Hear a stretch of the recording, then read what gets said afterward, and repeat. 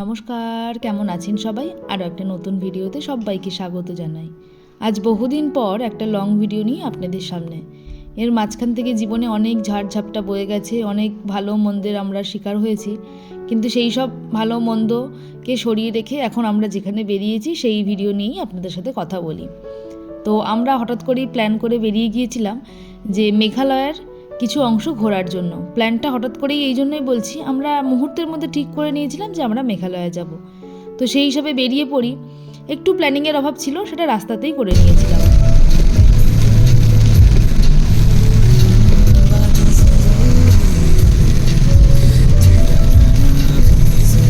সকালে ঘুম থেকে উঠে যখন দেখছি প্রচুর বৃষ্টি হচ্ছে, আমি রীতিমতন সত্যিই ঘাবড়ে গেছিলাম যে আমরা একটা পাহাড়ি জায়গায় যাচ্ছি, তার উপর আবার এইরকম বৃষ্টি।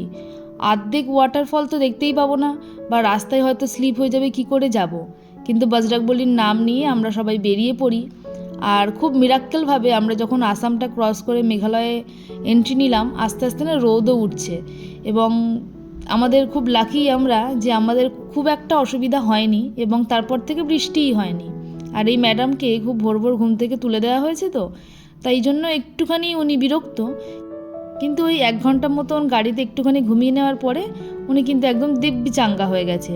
আর তারপর থেকে তো পুরো টিমটাকে উনি একাই মাতিয়ে রেখেছে, মানে পুরো গ্রুপটাকে উনি একাই মাতিয়ে রেখেছিল সারাটা দিন।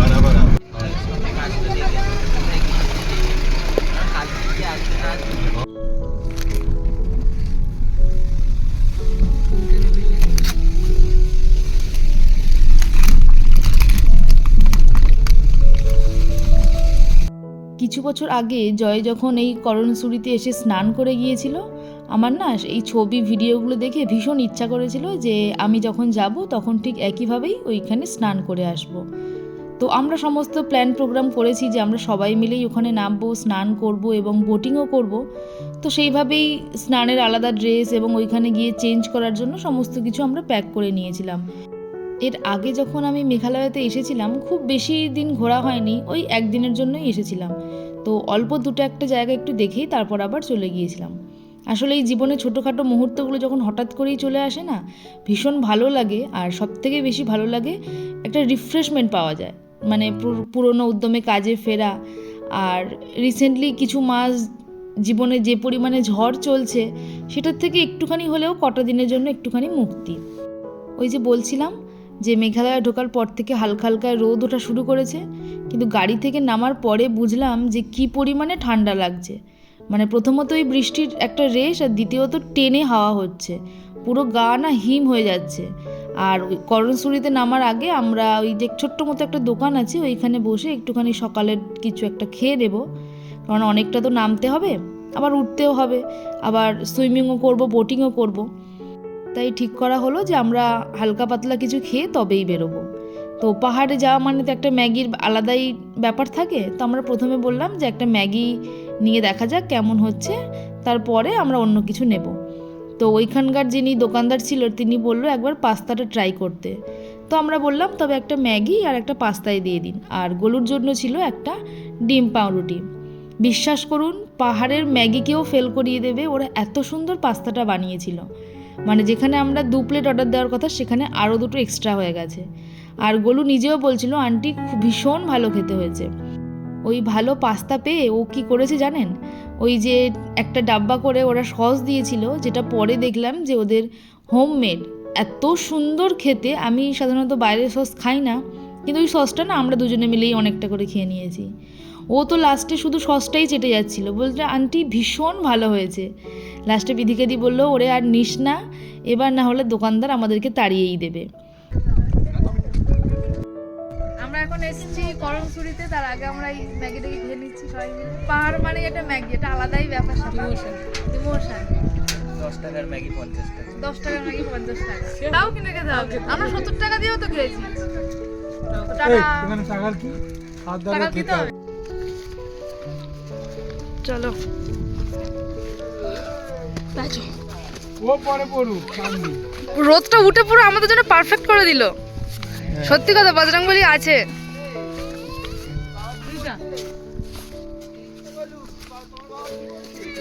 তুমি পাঁচ দিকে দেখো।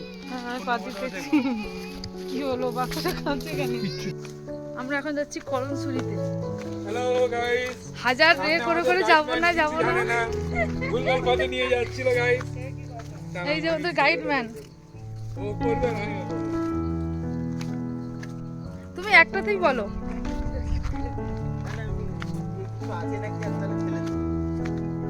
গাইস, ওই যে সামনে ব্লগার বড় আমাদের গাইস কি আর পথে নিয়ে যাচ্ছিল, চিনে রাখো।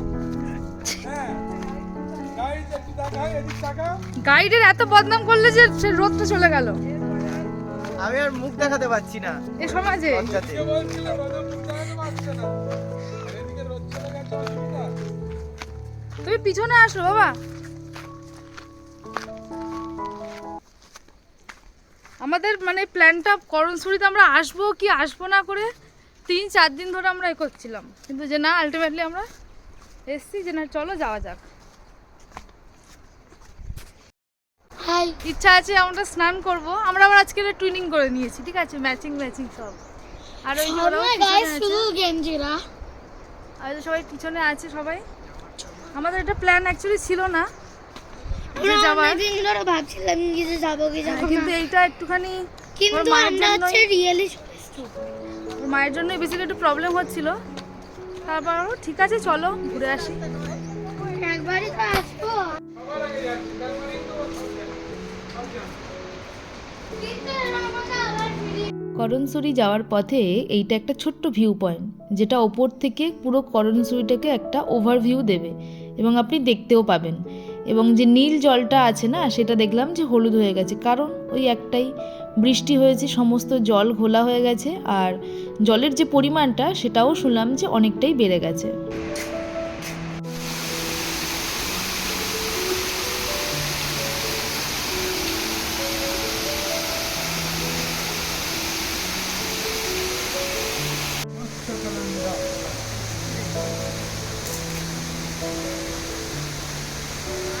দরকার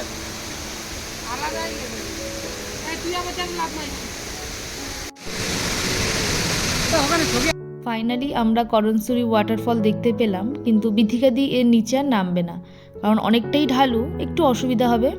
তাই ভাস্করদা আর বিথিকাদি ওরা ওপরের থেকে যে ওভারভিউটা আছে সেইটাই দেখবে। তো আমাকে, জয়কে আর গোলুকে বললো আমরা যেন নিচে নেমে যাই। এতক্ষণ পর্যন্ত মোটামুটি সবই ঠিক ছিল। মেন সমস্যাটা হয়ে গেল যখন গিয়ে শুনলাম যে কেউ ওখানে স্নান করতে দেবে না, মানে পুরোপুরি এখন বন্ধ আছে। কারণ একটাই, বৃষ্টির জন্য জলের পরিমাণটা অনেকটাই বেড়ে গেছে, যে কোনো মুহূর্তে যে কোনো বিপদ হয়ে যেতে পারে। আর দ্বিতীয়ত জল পুরো ঘোলা, মানে এই যে হলুদ জলটা দেখছেন এইটা কিন্তু পুরো ক্রিস্টাল ক্লিয়ার থাকে, একদম নীল। তো মনটা তো একটু ভেঙে গেলই।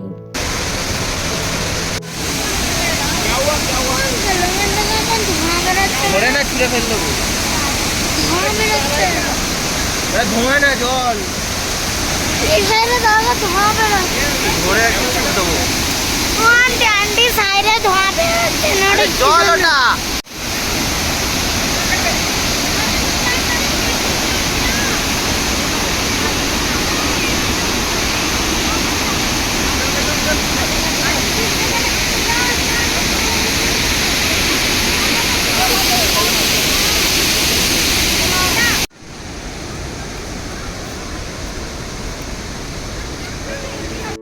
পৃথিবীতে যদি সবথেকে বেশি কেউ সেজে থাকে সেটা হচ্ছে প্রকৃতি। আর প্রকৃতি যেমন সেজে থাকে, অপরকেও সাজাতেও ভালোবাসে। দেখেছেন কত সুন্দর, মানে একটা জলের ধারা বয়ে যাচ্ছে, তাতেই যেন মানে একদম মন শান্ত হয়ে যায় তার সামনে দাঁড়ালে। আমরা ট্রেকে গিয়েছি, দিদি গাইডম্যান, কিচ্ছু জানে না বলে আগে দিয়েছি। এর মুখের কেমন কিছু নেই বলে না।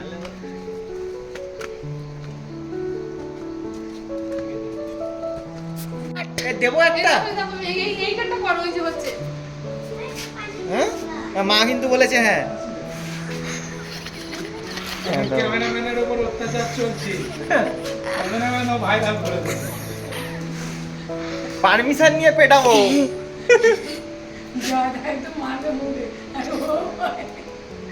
এখন লোক পারমিশন নিয়েও পেটায়, দেখো।